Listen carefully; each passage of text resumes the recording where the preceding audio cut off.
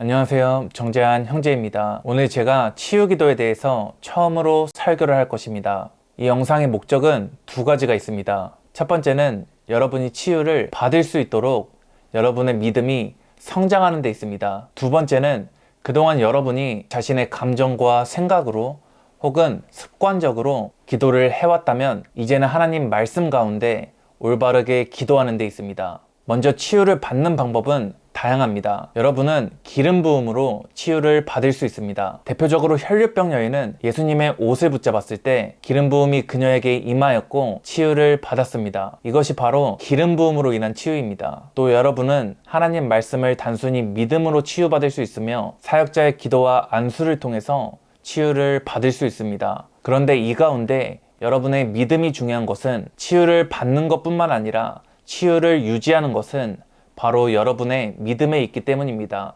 예수님께서는 혈류병 여인에게 이렇게 말했습니다. 딸아, 네 믿음이 너를 구원하였으니 평안히 가라. 네 병에서 놓여 건강할지어다. 마가복음 5장 34절에서 예수님은 혈류병 여인에게 네 믿음이 너를 구원하였으니 라고 말했습니다. 여기서 주목해야 할 부분이 있습니다. 하나님은 여러분에게 치유를 줄 수 있으며 구원을 줄 수 있지만 여러분을 대신해서 그것을 받아줄 수는 없다는 점입니다. 혈류병 여인이 구원과 치유를 받은 것은 그 여인의 믿음으로 인한 것이라고 예수님께서는 말씀하셨습니다. 그러면 치유를 받기 위한, 치유를 유지하기 위한 그 믿음은 어디서 생깁니까? 저와 함께 로마서 10장 16절을 보겠습니다. 믿음은 들음에서 나며 들음은 그리스도의 말씀으로 말미암았느니라. 그동안 제 설교를 들으신 분들은 제 설교의 한 가지 특징을 알 수 있을 것입니다. 그것은 제 모든 설교의 중심이 하나님 말씀에 있다는 것입니다. 제 설교에서 저의 생각을 빼는 이유는 그것이 여러분의 믿음에 더 큰 유익이 되기 때문입니다. 여러분의 믿음은 누군가의 생각이나 지식을 들어서가 아니라 바로 하나님 말씀을 들음에서 오기 때문입니다. 누군가의 생각을 들을 때는 여러분의 혼이 영향을 받습니다. 그런데 여러분이 하나님 말씀을 들을 때는 여러분의 영이 영향을 받는 것입니다. 왜냐하면 하나님 말씀이 곧 영이시기 때문입니다. 오늘 말씀드릴 치유기도 또한 결코 하나님 말씀과 분리되지 않습니다. 많은 분이 치유를 받지 못하는 이유는 치유에 관한 하나님 말씀을 듣지 못하여 믿음이 없기 때문입니다. 이것은 예수님의 사역에서 벌어진 일이었습니다. 예수님께서 이 땅에 오셔서 사역을 하셨을 때에도 치유를 받지 못했던 사람들이 있었습니다. 그것을 마가복음 6장 5절에서 말씀하십니다. 거기서는 아무 권능도 행하실 수 없어 다만 소수의 병자에게 안수하여 고치실 뿐이었고 예수님께서는 제한 없이 성령을 받으셨습니다. 그럼에도 모든 사람들이 치유를 받는 것은 아니었습니다. 나사렛에서 예수님께서는 권능을 행하실 수 없었으며 소수의 병자에게만 안수하셨습니다. 그리고 성경은 그곳에서 사람들이 치유를 받지 못한 이유를 말씀해 주셨습니다. 함께 마가복음 6장 6절을 보겠습니다. 그들이 믿지 않음을 이상히 여기셨더라. 이에 모든 촌에 두루 다니시며 가르치시더라.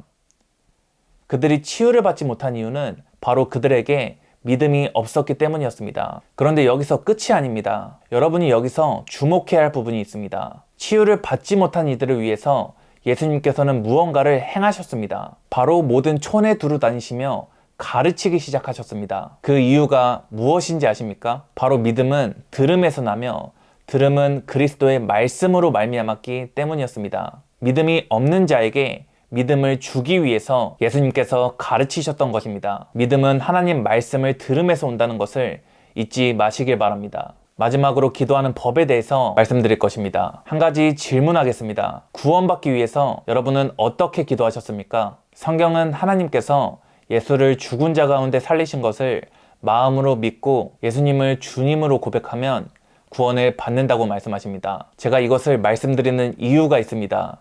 하나님께서는 여러분에게 자신에게 구원을 달라고 기도하라고 말씀하시지 않았습니다. 그 이유가 무엇입니까? 바로 예수님께서 십자가에서 이미 구원을 위한 모든 것을 행하셨기 때문입니다. 중요한 것은 저희가 그것을 믿고 받는 것입니다. 치유기도 또한 마찬가지입니다. 많은 분이 치유기도의 응답을 받지 못하는 이유는 하나님께 치유를 구하는 데에만 신경을 썼기 때문입니다. 그러나 예수님께서는 이미 저희에게 십자가에서 치유를 주셨습니다. 구원과 마찬가지로 저희에게 치유를 주기 위한 모든 것을 이미 십자가에서 행하셨습니다. 중요한 것은 이것을 마음으로 믿고 고백하는 영역에 있습니다. 하나님께서 마태복음 18장 16절에 두세 증인의 입으로 말마다 확증하게 하라 라고 말씀하셨습니다. 제가 여러분의 믿음을 돕기 위해서 성경의 세 구절을 통하여 치유가 여러분의 것이라는 것을 확증시켜 드리겠습니다. 실제로 이 구절들은 제가 사역을 하면서 많은 분에게 가르치는 구절들입니다. 성경에 꼭 표시해 두길 권합니다. 저와 함께 이사야 53장 4절에서 5절을 보겠습니다. 그는 실로 우리의 질고를 지고 우리의 슬픔을 담당하였거늘 우리는 생각하기를 그는 징벌을 받아 하나님께 맞으며 고난을 당한다 하였노라. 그가 찔림은 우리의 허물 때문이요 그가 상함은 우리의 죄악 때문이라. 그가 징계를 받음으로 우리는 평화를 누리고 그가 채찍에 맞음으로 우리는 나음을 받았도다. 이사야는 지금 후에 오실 예수님에 대한 예언을 하고 있습니다. 그리고 그는 예수님께서 채찍에 맞음으로 우리가 나음을 받았도다 라고 말하였습니다. 이것은 영적인 부분에 대해서 말하고 있는 것이 아니라 육체적인 치유에 대해서 말하고 있는 것입니다. 그리고 이제 저와 함께 신약을 보겠습니다. 마태복음 8장 17절입니다. 우리의 연약한 것을 친히 담당하시고 병을 짊어지셨도다. 이사야가 예언한 것을 예수님께서는 성취하셨습니다. 십자가에서 예수님께서는 저희의 연약함과 병을 짊어지셨으며 담당하셨습니다. 그 이유는 저희가 질병에서 나음을 받기 위해서였습니다. 마지막으로 세 번째 증인입니다. 베드로전서 2장 24절을 보겠습니다.